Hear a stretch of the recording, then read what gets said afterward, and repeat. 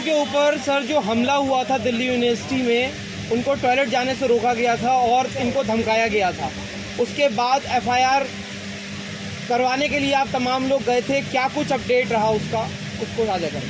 ये मुझे बहुत खुशी हो रही है ये बताते हुए कि संवैधानिक रास्ते पे चलते हुए मिशन सेव कॉन्स्टिट्यूशन ने एक बड़ी विजय या फतेह हासिल की है कि डॉक्टर रितु, जिसके साथ पहले ही इतना बड़ा अन्याय हो चुका है कि उनकी जो प्रिंसिपल है चार्जशीटेड है, फर्जी दस्तावेज बनाकर इनको निकालने के लिए इनकी नौकरी से, उस क्रिमिनल प्रिंसिपल को बचाने के लिए आरएसएस और बीजेपी का सारा इकोसिस्टम लगा हुआ है। बावजूद इसके वाइस चांसलर साहब लगे हुए थे, प्रॉक्टर साहब लगी हुई थी, रजिस्ट्रार साहब तो खुद उसमें मुलजिम ही है, रितु की पहली एफआईआर। उसके बाद भी जब उनको शांति नहीं हुई, डॉक्टर रितु पे प्रेशर बना बना के इसको आत्महत्या कर लेने के लिए मजबूर करने के लिए जब सारी साजिशें नाकाम हो गई और ये फिर भी डॉक्टर रितु अपनी बहादुरी का प्रदर्शन करके यहाँ एक पीसफुल प्रोटेस्ट में मिशन सेव कॉन्स्टिट्यूशन की ये पंजाब की प्रभारी भी हैं और बाबा साहब डॉक्टर भीमराव अम्बेडकर की एक बड़ी मजबूत फॉलोअर भी हैं।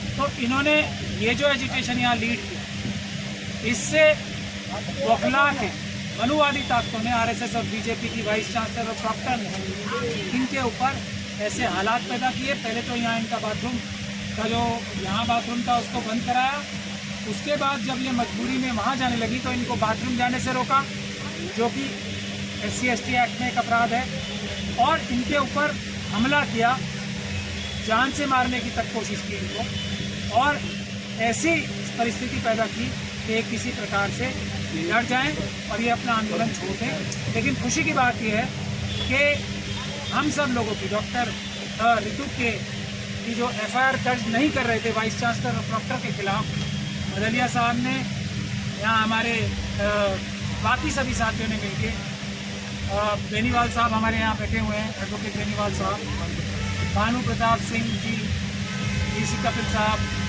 और मिशन सेव कॉन्स्टिट्यूशन के दिल्ली के कन्वीनर राजेश कुमार जी, हरियाणा के कन्वीनर विकास कांगड़ा जी, हम सब ने मिलके और यहाँ पे बैठे हुए सब लोगों की ताकत से और पूरे देश में जो मिशन सेव कॉन्स्टिट्यूशन और डॉक्टर रितु के साथ जो लोग संघर्ष में जुड़े हुए हैं, उन सबको संवैधानिक सफलता प्राप्त हुई और वाइस चांसलर और प्रॉक्टर के खिलाफ एफआईआर दर्ज हो चुकी है। उसके बारे में आपको बदलिया साहब। जय भीम। जय भीम। जैसा कि प्राचा साहब, ये एफआईआर जो कंप्लेंट थी रितु के में, जो इन्होंने कोशिश की थी डराने धमकाने की, इसका तरीके का पीछा भी किया था, उसको चूड़े का मार भी बोला था, जो भी इसके खिलाफ था कि क्या कर लोगे, यहाँ मत जाओ या धरना मत करो। तो इसकी दरखास्त 12 तारीख को दी गई थी, लेकिन पुलिस वाले इस बात को लेकर कह रहे थे, बोला हम इंक्वायरी कर रहे हैं, जबकि कानून में ये प्रावधान है कि अगर आपको कोई दरखास्त SC/ST एक्ट मिलती है तो आप तुरंत एफआईआर करोगे, क्योंकि 18A में ये लिखा हुआ है कि इंक्वायरी की जरूरत नहीं है, आप तुरंत एफआईआर दर्ज करोगे। उसके बावजूद भी वो उसमें कुछ नहीं कर रहे थे, ऐसे कह रहे थे हम देख रहे हैं।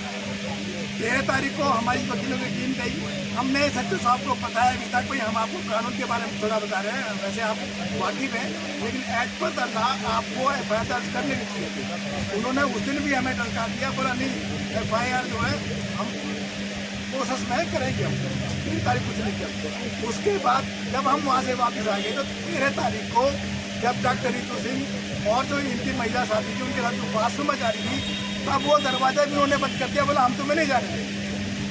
मतलब हमारे वहाँ जाने के बाद में भी उनको बिल्कुल ये नहीं था भाई तुम्हारे खिलाफ कार्रवाई हो रही है, वो इतने बेशर्म हो गए थे, अब तुम कुछ भी कर लो लेकिन हम जो है अपनी मेंटलिटी को नहीं बदला। ये 13 तारीख को रात को डॉक्टर रितु सिंह लाइव आई, मैंने रात को देखा था, अदरवाइज मैं वापस किया जाता, तब भी उन्होंने किया। फिर 14 तारीख को हम वहाँ नहीं जा पाए थे क्योंकि मेरे को दिक्कत आ रही थी कुछ। 15 तारीख को हमने क्या किया, 15 तारीख को फिर हम दोबारा से दरखास्त लेके गए अब भाई SHO साहब के खिलाफ FIR होनी चाहिए उसी थाने में, उसी SHO के खिलाफ, क्योंकि उसने 12 तारीख वाली FIR जो इमीडिएट FIR दर्ज होनी चाहिए थी उसको उन्होंने नहीं किया था। अब वहाँ क्या हुआ कि थाने में जाकर DO साहब थे, दलीप सिंह थे SI, उन्होंने कहा बोला जी मेरे अफसर के खिलाफ आप लेकर आओ और मेरी नौकरी खतरे में हो जाएगी। हमने कहा बोला भाई हम आपकी नौकरी खतरे में डाल दें, हम आपको दरखास्त देना, आप उसको रिसीव कर दो। DO की ड्यूटी रहती है कि भाई रिसीव करें, लेकिन वो आनाकानी करता है। सामने अपने साहब से पूछा, उनकी एक ADO मैडम आ जाती है, ADO मैडम इनको बड़े प्यार से समझते हैं, बेटा तुम्हें चिंता की बात नहीं, हम तुम्हारे साथ में, अगर तुम वास्तव में बेटी मानते, अगर तुम्हारी बेटी के साथ में ये हादसा होता तो तुम क्या 4 दिन तक वेट करती। वो इनको पहला फुसला रही थी। मैं था, प्राचा साहब थे और एडवोकेट भानु प्रताप थे, हम इनके साथ में थे, बाकी हमारी टीम और भी वकील हम बेनीवाल जी भी थे। उसके बाद में क्या हुआ कि ADO आ गई, ADO ने फिर जो है कहा बेटा आप है ना 1.5 घंटा और वेट करो। हम वहाँ 1-1.5 घंटा पहले से वेट कर रहे थे, बोला आप 1-1.5 घंटा और करो, हमारे सीनियर अफसर आ रहे हैं। तब मैंने रिकॉर्ड किया था कि 1.5 घंटे का मतलब क्या, तो एक लड़की जो परेशान है पिछले 4-5 सालों से 30 दिन से धरने पे बैठी है, उसका तुम पीछा करा रहे हो, वो दरखास्त दे दिया, तुम FIR दर्ज नहीं करो, तो वो ADO मैडम वो मेरे ऊपर चलाने लगी, बोला कि मैं आपकी वीडियो बना रहा हूँ। मैंने कहा मुझे कोई दिक्कत नहीं, आप मेरी वीडियो बनाए, मैं न्याय के लिए आया हूँ और हम तीनों इनके चारों वकील इनकी काउंसिल है, इनकी लीगल एडवाइजर है, हमारी ड्यूटी बनती है। उसके बाद में SHO साहब आ जाते हैं। SHO साहब ने कहा बोला आप हमें थोड़ा सा टाइम दीजिए। मैं बिल्कुल तैयार नहीं था, प्राचा साहब तैयार थे, भैया आपने तो 4 दिन लगा दिया, आप FIR नहीं करोगे, आज भी हमें मीठी गोली दे रहे हो। बोला नहीं, हम आप नेक्स्ट FIR जो होगी इस थाने से वो आपकी होगी।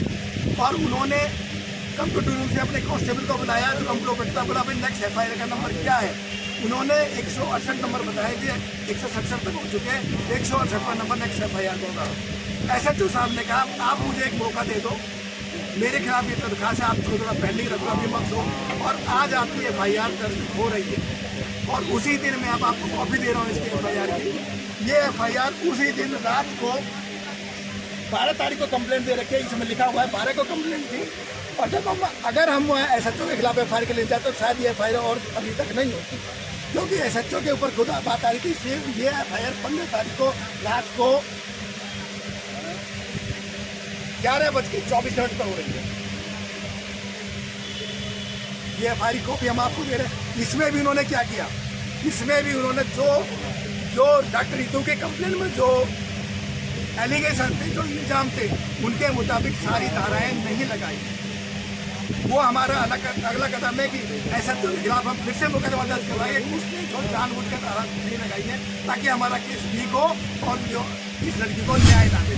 इसमें सबसे महत्वपूर्ण विषय जो एक हम पॉइंट आउट करना चाहते हैं देश के नागरिकों के सामने, कि अदालत में जब जाना पड़ता है जब सरकारी अधिकारी अपने कर्तव्य का पालन नहीं करते। अगर देश के मालिक, देश की जनता अगर अधिकारियों से जाके अपना संवैधानिक अधिकार, कानूनी उनकी ड्यूटी याद दिलाएंगे तो अदालत में जाने से पहले भी न्याय मिल सकता है। ये FIR इस बात का सबसे बड़ा सबूत है। ये बात बहुत महत्वपूर्ण है। इससे अदालतों के ऊपर जो काम का बोझ बढ़ रहा है वो भी कम होगा और देश के नागरिकों को अपना कानूनी अधिकार लेने का जो हक है अपने नौकरों से, यानी कि जो सरकारी अधिकार हैं, उन अधिकारी हैं उनसे, वो भी एक रास्ता अब खुलेगा। ये हमारे मिशन का एक बहुत बड़ा, मिशन सेव कॉन्स्टिट्यूशन का एक बहुत बड़ा, इसको कहना चाहिए, एक हमारी कोशिश है कि आम नागरिक अपने अधिकार अपने नौकर यानी कि सरकारी अधिकारियों से ही प्राप्त कर सकें।